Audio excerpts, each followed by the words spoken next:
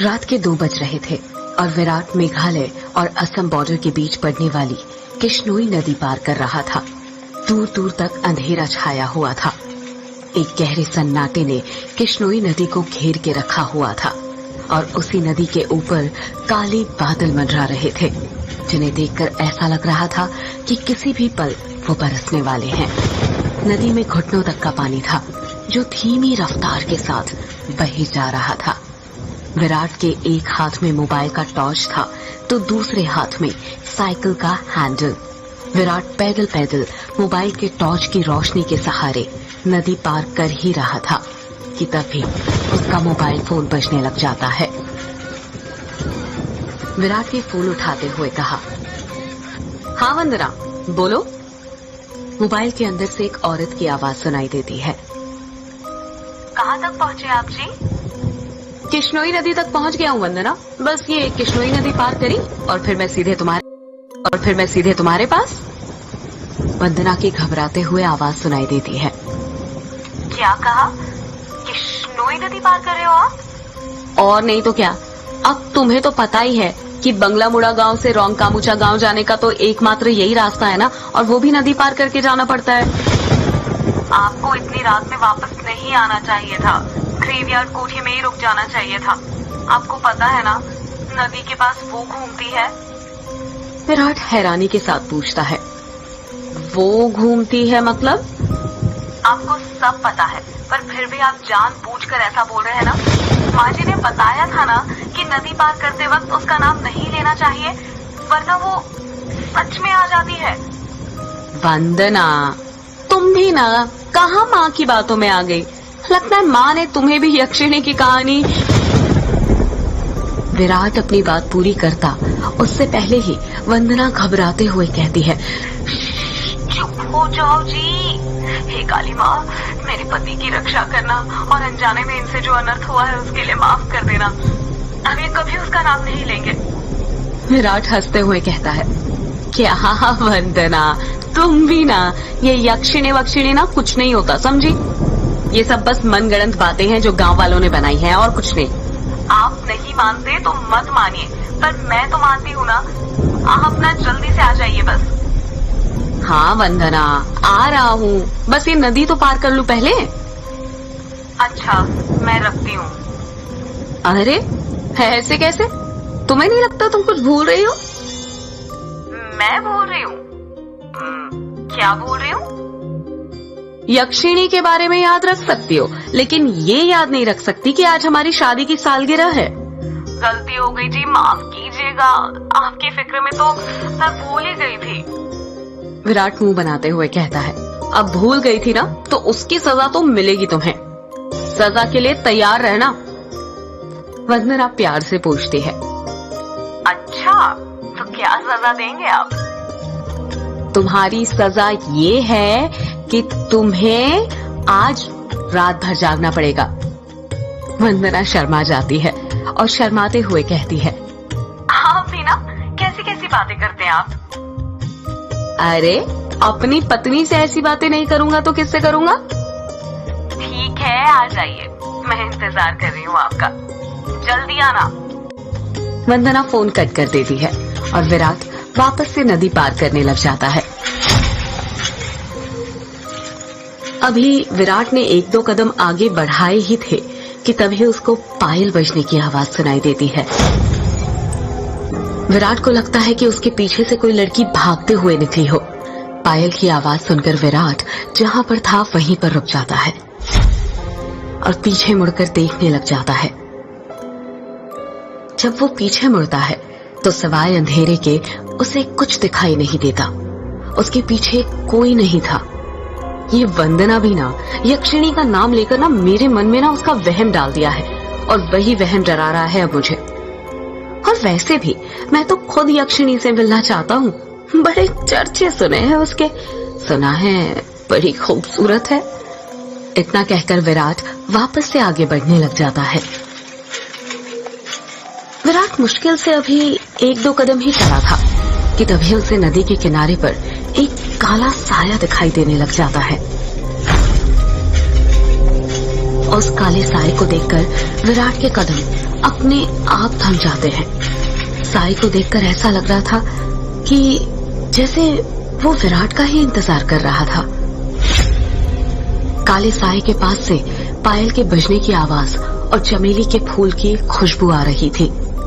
विराट के हाथ पैर कपकपाने लग गए थे। विराट डरते हुए कहता है, कहीं वंदना की बातें सच तो नहीं थी? ये यक्षिणी तो नहीं? विराट उस साए को देखकर इतना डर गया था कि उसका पूरा चेहरा पसीने से लथपथ हो गया था। विराट के हाथ पैर ठंडे पड़ गए थे। उसका दिल जोरों से धड़कने लग गया था। उसे समझ नहीं आ रहा था कि वो क्या करे। विराट डरते हुए कहता है, कौन है वहां पर? कोई जवाब नहीं आता है। सन्नाटा अब भी छाया हुआ था। विराट अपने मोबाइल का टॉर्च उस काले साए पर मारने लग जाता है। जब उस टॉर्च की रोशनी उस काले साए पर पड़ती है तो विराट देखता है कि वो साया और किसी का नहीं बल्कि एक लड़की का था। नदी के किनारे पर एक बहुत ही खूबसूरत लड़की खड़ी हुई थी, जिसकी उम्र करीब 24 साल और लंबाई 5 फीट 2 इंच थी। उसकी लंबी सी गर्दन, गुलाबी से होंठ, बाल खुले हुए जो उसके कमर तक आते थे, उसका गोरा बदन और उसी गोरे बदन पर उसने काली साड़ी पहन रखी थी। वो लड़की किसी अप्सरा से कम नहीं लग रही थी। वो इतनी खूबसूरत थी कि कोई भी मर्द उसका रूप देखकर अपनी हदों को भूलकर उसकी बाहों में मदहोश होना चाहेगा। वो लड़की अपने हाथ से विराट को इशारा करते हुए अपने पास बुलाती है। उस लड़की को देखकर विराट भूल गया था कि यक्षिणी जैसी कोई चीज भी होती है। विराट अपनी साइकिल को वहीं पर छोड़ देता है और जल्दी जल्दी उस लड़की के पास जाने लग जाता है, जैसे उसके बदन में कोई आग लग गई हो। विराट उस लड़की के पास जाकर उससे धीरे से पूछता है, कौन हो तुम और यहाँ पर क्या कर रही हो? क्या नाम है तुम्हारा? लड़की अपने चेहरे पर मुस्कान लाते हुए कहती है, नाम में क्या रखा है? जो रखा है काम में रखा है। कैसा काम? लड़की विराट की आंखों में देखते हुए कहती है, वही काम जो तुम घर पर जाकर अपनी पत्नी के साथ करने वाले थे। तुम उसे आज रात भर जगाना चाहते थे ना? क्या तुम मुझे नहीं जगाओगे? उस लड़की की आंखों में एक नशा सा था, जिसे देखकर विराट सब कुछ भूल गया था। ऐसा लग रहा था जैसे वो उसके वश में आ गया हो। विराट भी उस लड़की की आंखों में देखते हुए कहता है, हाँ क्यों नहीं, मैं तुम्हें आज रात क्या, कल परसों नरसों हमेशा जगा कर रखूंगा, कभी नहीं सोने दूंगा तुम्हें। इतना कहते ही विराट उस लड़की को अपने सीने से सटा लेता है और अगले ही पल दोनों नदी के रेत पर निर्वस्त्र पड़े हुए थे। दोनों के जिस्मों की गर्मी से रेत उनके शरीर पर चिपक गई थी। उस लड़की के बदन में से चमेली के फूलों की खुशबू आ रही थी। लड़की नीचे थी और विराट उसके ऊपर। विराट के माथे की पसीने की बूंदें ये साफ जाहिर कर रही थी कि वो थक चुका था और उसके बदन की सारी ताकत खत्म होने वाली थी। पर उस लड़की का चेहरा देखकर ऐसा लग रहा था जैसे अभी तो कुछ हुआ ही नहीं था।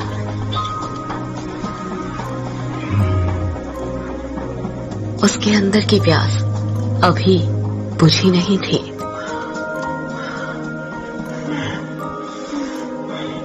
विराट अपनी चरमोत्कर्ष अवस्था में पहुंचने वाला था और कुछ ही पल में वो उस लड़की के बदन पर ध्वस्त होने वाला था।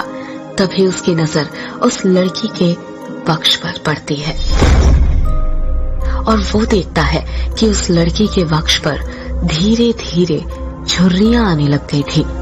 उसके हाथ पैरों की नसें बाहर निकलने लग गई थी। उसके बाल काले से सफेद होने लग गए थे। देखते ही देखते वो लड़की अचानक से बूढ़ी औरत में तब्दील हो जाती है। ये सब देखकर विराट की आंखें फटी की फटी रह गई थी। उसका गर्म बदन अचानक से ठंडा पड़ गया था। विराट कांपते हुए कहता है, कौन हो तुम? वो लड़की धीरे से कहती है, मैं यक्षिणी, तेरी मौत। ये सुनकर विराट के रोंगटे खड़े हो जाते हैं और वो झट से उससे दूर हटने लगता है। पर उसी वक्त यक्षिणी उसे अपने दोनों हाथों से पकड़ लेती है और कहती है, अभी कहाँ जा रहे हो प्रियतम? मेरी प्यास अभी बुझी नहीं है। तुम तो मुझे कल, परसों, नरसों हमेशा तक जगाना चाहते थे ना? क्या हुआ? थक गए या डर गए मेरा असली रूप देखकर? विराट उसका खौफनाक चेहरा देखकर इतना डर गया था कि कुछ भी नहीं बोल पा रहा था। उसको यक्षिणी की आंखों में खुद की मौत नजर आ रही थी। यक्षिणी गुस्से में कहती है, वासना की प्यास में तू ये भूल गया कमीने कि तेरी पत्नी वंदना तेरा घर पर इंतजार कर रही है और तू यहाँ पर मेरे साथ। तुम मर्द कभी एक स्त्री से प्यार नहीं कर सकते। तुम्हारी हवस कभी खत्म नहीं होने वाली। इतना कहकर यक्षिणी अपना हाथ विराट के सीने पर रख देती है। यक्षिणी के लंबे लंबे काले नाखून थे जो चाकू की तरह पैने थे। विराट डरते हुए कहता है, नहीं नहीं, ऐसा मत करो, जाने दो मुझे। जाने ही तो दे रही हूँ। पहले बटोला, पहले बटोला, पहले बटोला।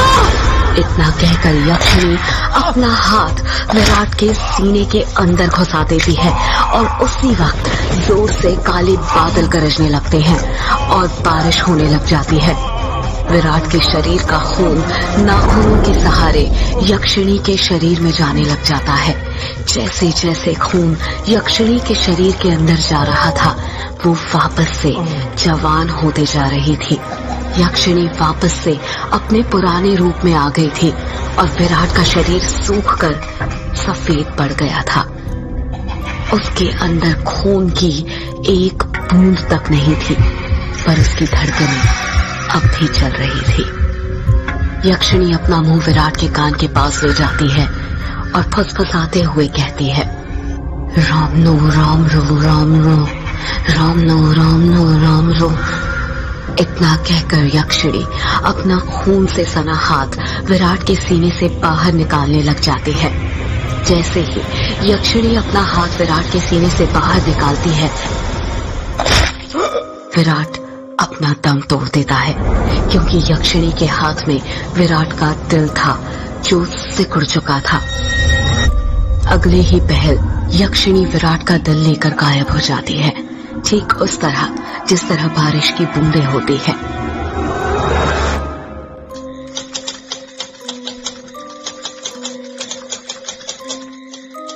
टाइपराइटर की बटन दबने की आवाज सुनाई दे रही थी। एक आदमी जो कि कोट पैंट पहना हुआ था, एक बंद कमरे में सफेद टाइपराइटर के ऊपर कहानी टाइप कर रहा था।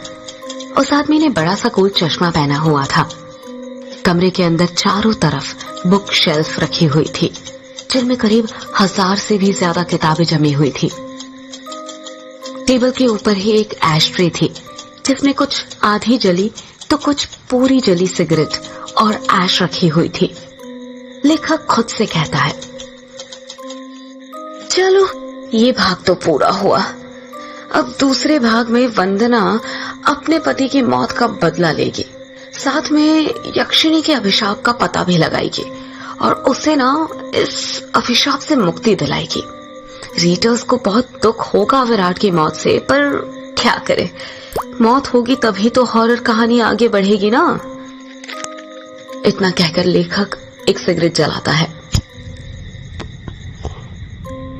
और उसके कश खींचते हुए अपने मोबाइल से किसी को फोन करने लग जाता है।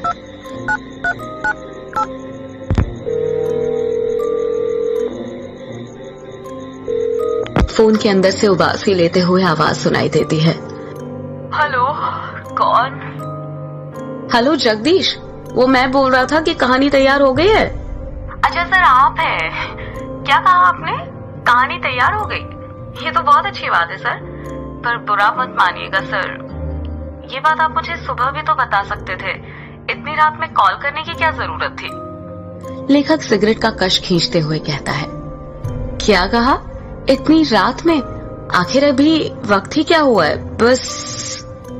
लेखक ने इतना कहा ही था, तभी उसकी नजर उसके हाथ की पुरानी सी वॉच पर पड़ती है और वो देखता है कि रात के 3:05 हो रहे थे। लेखक अपनी गलती महसूस करते हुए कहता है, अरे 3 बज गए, इतनी रात हो गई। मुझे तो पता भी नहीं चला, मुझे तो लगा अभी 9-10 ही बज रहे होंगे। कोई बात नहीं सर, मैं समझ सकता हूँ। आप इतनी लगन के साथ इतनी कहानी लिखते हैं कि आपको वक्त का एहसास ही नहीं होता। हाँ, ये तो है। देखना, जब ये किताब आएगी ना तो लोगों के रोंगटे खड़े हो जाएंगे। रात भर जाग कर ये कहानी लिखी है मैंने। वो तो होनी ही है सर, आखिर आपकी कहानी में जान होती है, इतनी जान कि सोए हुए मुर्दों को भी जगा दे और उनको भी कहानी सुनने के लिए मजबूर कर दे। वैसे अभी जो कहानी आपने लिखी है उसका नाम क्या है? इस कहानी का नाम है यक्षिणी एक डायन। मोबाइल के अंदर से हैरानी के साथ आवाज सुनाई देती है। क्या कहा सर? यक्षिणी? हाँ, यक्षिणी। क्या हुआ, तुम इतना शॉक्ड क्यों लग रहे हो? सर, मैंने सुना है ये जो यक्षिणी है ये आपके गांव के पास जो किश्नोई नदी है वहां पर घूमा करती है और मर्दों के साथ वो सब, यानी वही सब करके उन्हें मार देती है। हाँ तो सर, आपको डर नहीं लगता जिस गांव में यक्षिणी घूमती है वहीं पर रहकर उसके बारे में कहानी लिखकर, अगर यक्षिणी ने आपको कुछ कर दिया तो? जगदीश, यक्षिणी इतनी बुरी नहीं होती जितना गांव के लोग और तुम सब समझते हो। मतलब ये कि यक्षिणियां बहुत अच्छी होती है, इतनी अच्छी कि दूसरों की खुशी के लिए अपना सब कुछ कुर्बान करने के लिए तैयार हो जाए। पर कभी कभी जिंदगी में कुछ ऐसी घटना घटती है कि आपकी पूरी जिंदगी बदल जाती है। कैसी घटना सर? मैं कुछ समझा नहीं। पौराणिक मान्यताओं के अनुसार हमारे ब्रह्मांड में अनेक लोक हैं, जिसमें देवी देवताओं, सुर असुर, राक्षसों का वास होता है।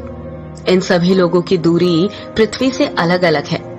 कहा जाता है कि इन सभी लोकों में विष्णु लोक सबसे ऊपर है और सबसे निचला लोक यक्ष यक्षिणियों और अप्सराओं का है, जो पृथ्वी से सबसे नजदीक है।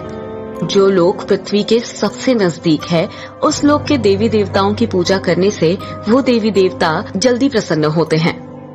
जगदीश बीच में ही बोल पड़ता है। ऐसा क्यों सर? उस लोक के देवी देवता जल्दी प्रसन्न क्यों होते हैं? क्योंकि लगातार ठीक दिशा और समय पर किसी मंत्र की साधना करने से उन देवी देवताओं तक तरंगे जल्दी पहुंचती है। यक्ष यक्षिणियों के लोक में से ही एक यक्षिणी द्वापर युग के अंत में पृथ्वी पर आई थी, जिसको एक अभिशाप मिला था। एक ऐसा अभिशाप जिसने उसकी जिंदगी बदल दी थी। कैसा अभिशाप सर? आप किस अभिशाप की बात कर रहे हैं? और उसे ये अभिशाप किसने दिया था?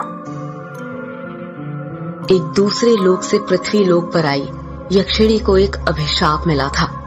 आखिर क्या था वो अभिशाप और किसने दिया था?